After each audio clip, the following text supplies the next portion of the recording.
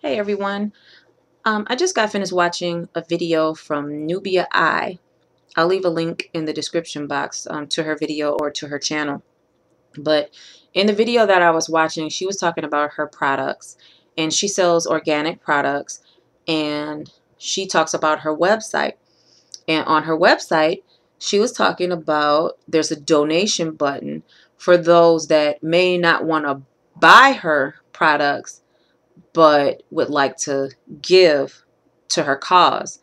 And in her video, she was speaking on how her products are only $10, and with the kind of organic products that she used in them, that's really, really cheap, for her to sell them at that price. So she talked about the donations, and she used the word tithe or tithing. And she was kind of explaining about how you can tithe to her. And in the meanwhile, she received many negative uh, feedback on her video about tithing, and people also even ask her, well, if I donate, what would I give back? That's almost like an oxymoron to me. But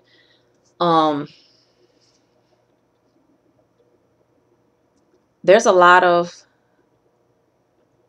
legit pastors out, or teachers, or elders, spiritual advisors out, that's giving the truth and giving good spiritual advice. But there's some that's, just self-proclaimed pastors, just say, hey, you know what? I learned a couple things. I think I'm going to open up a church.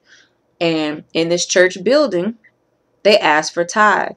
And because they're in the church building, we feel like, yes, they're reading out of the Bible. We're in this church building. Yes, we can give tithe. But if you have someone that is, let's say, on YouTube, or let's say that's maybe teaching out of their home, let's say that's maybe on the corner, a street corner preaching or something like that, that they should not receive a tithe, even though you may listen to them every week, some even every day, and you feel like because they're not in this building that they should not receive a tithe or any donation.